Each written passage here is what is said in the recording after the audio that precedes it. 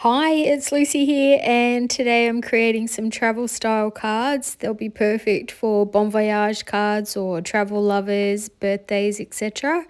And I'm using this uniquely creative kit called Scenic Route, which is February's collection. And the paper pack comes in a 6x6 or this 12x12 pack. And the large pack includes 16 double-sided pattern papers. So there's two of each design, and with each of their packs, that's the case. And here's a quick look at what's in the whole collection as well. And I'm also going to be picking the winner of the Uniquely Creative Industrial Edge paper pack. If you remember entering your name in a video last month for it. And also great news for everyone who entered their name for the Uniquely Creative $50 gift voucher. The winner didn't come forward. So I'll be picking a new winner in this video too. So stay tuned. Aren't these papers just absolutely stunning? And I've created some that's a little bit more grungy, and then some that are really bright and cheerful. So you can really mix and match these papers up, and they turn into something, really gorgeous. I've created 7 cards today.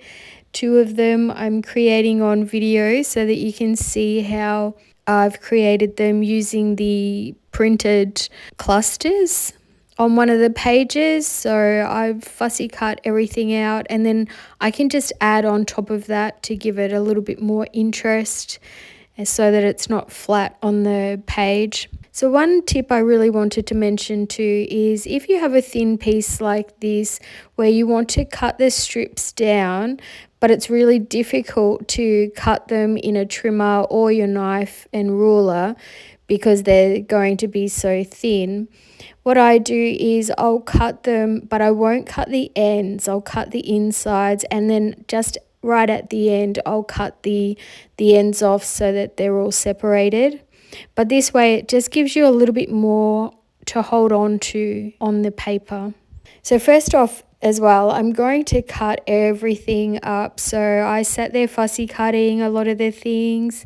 These items are more for scrapbooking, so I'll put them to the side, and I can always use them underneath things to lift them up a little bit off the page. I'll cut this sentiment piece up into all the different sections as well. It just makes it easier when you're playing around with clusters if everything's already cut up for you, so that you can just keep adding things and taking things away and moving things around. Whereas if they're on the paper like this, it makes it very hard to decide whether it's right for the card or not. And I'm just going to fussy cut around. You probably saw I used my knife and ruler to cut the main parts of the sentiments, and then anything that's sticking up out of that, I will just use my fussy cutting scissors to create curves on it. And I actually decide that instead of the ends being straight, I will actually use my scissors and give them a little bit of a curve as well.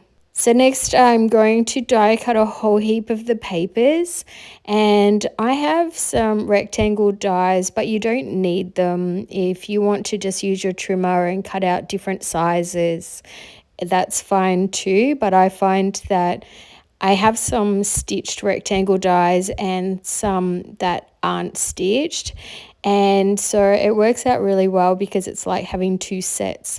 And because I've got like a large die cutting machine that cuts out A4 size, I can pop 4 of them through the machine at once, and which means that I can create a lot of these very quickly. So I've die cut some that are the exact same size as my card front, and then some that are a little bit smaller. It doesn't matter what size your card is and your die cuts for your rectangles, just as long as you're happy with them, and if it is the full size, that you have the same size. Another tip is when I have used a rectangle die, I know it's the same size as my card base, and so I'll add the double-sided tape and I'll just take off the right-hand side, and then once I've lined it up with the left-hand side, I can press down on the right and then take off the rest of the tape, and I know that it sits perfectly. And if there's any white bits showing, I can always cut them off with a ruler and it's not the folded side. So now these are the big clusters that I've cut out of the paper, and it just makes things so much easier having these type of clusters already, because you can just add to them. You could even, because you have 2 sets of this, you could cut one as a full, and then you could cut parts of the top, or what look like they would be the top embellishments of it. You could cut those and then add them with foam tape, and then that way you've got like a double layer of them, and that will look great too. I'm also going to use this happy birthday die just the once today, and I'm going to use my glue pen, which is the only way really. This is very difficult. This die, I absolutely love it, but it is a little bit fiddly. So if you don't like fiddly things, it may not be for you, but I love how it looks. And so, yeah, I persist. And once you get the hang of it, it's pretty easy.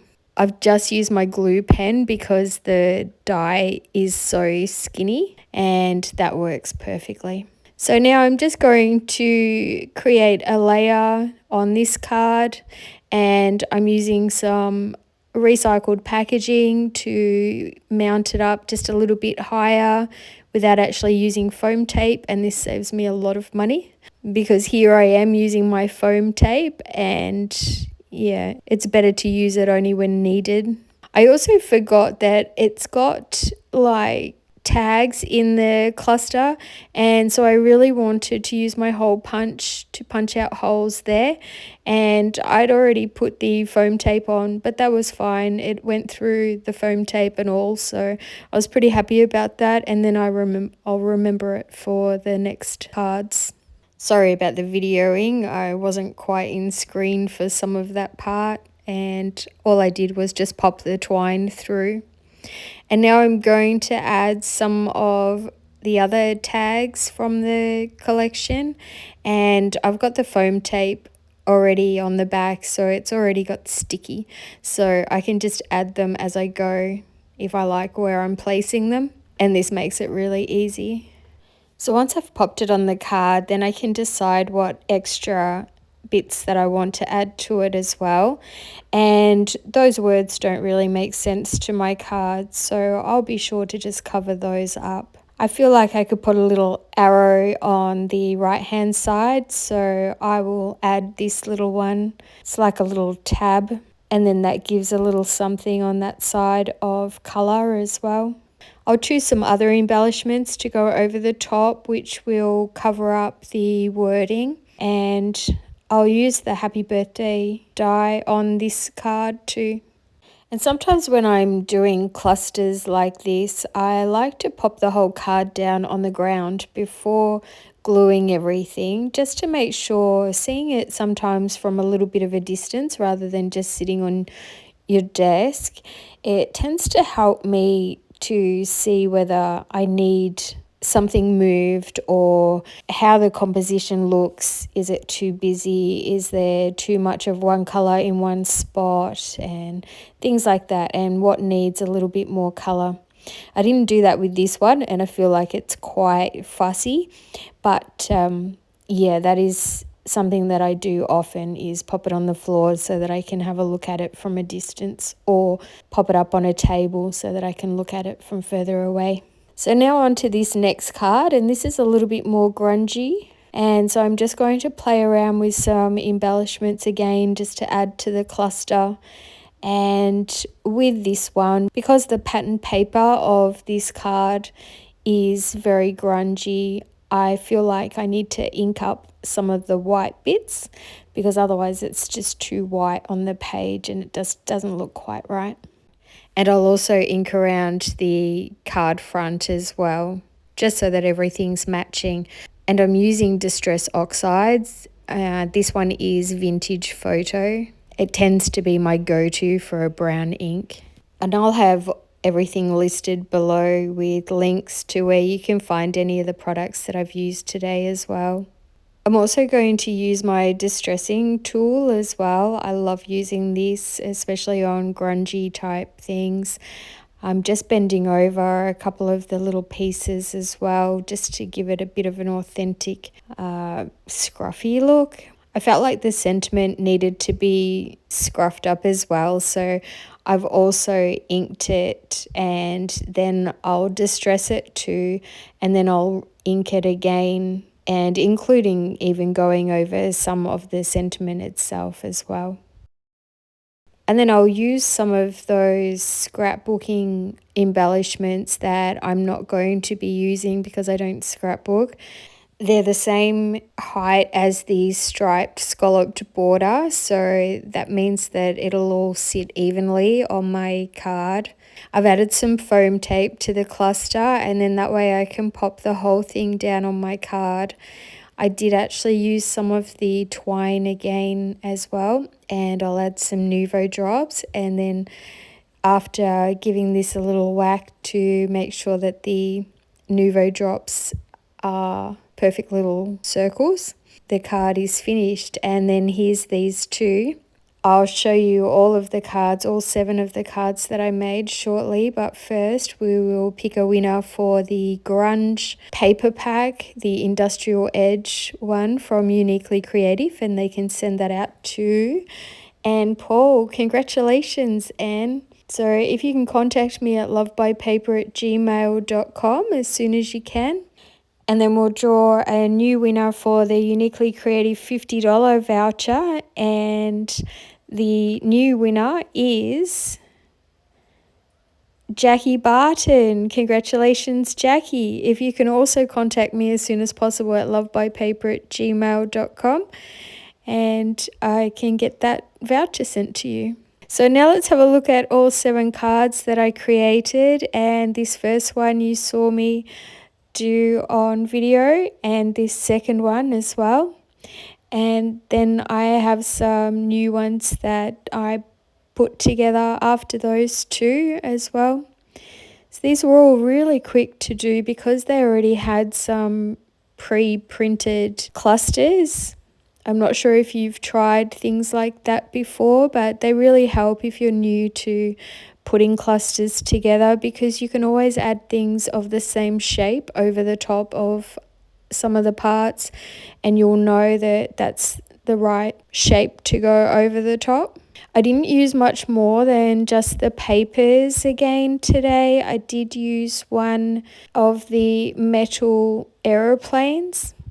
But other than that, just like I usually do, I love using pattern paper and making the most out of it and creating different designs using whatever papers that I have on hand. And these ones can be used as well for masculine cards, feminine cards, teenage cards. They really don't have a particular type of person to send them to. Do you have a favourite out of these 7 cards? I'd love to hear if you do. So I hope you've enjoyed these cards and this video. Congratulations again to the 2 winners. Please give this a thumbs up if you did enjoy this video, and subscribe if you haven't already, and I look forward to seeing you in the next video. Thanks for watching, happy crafting, and bye for now.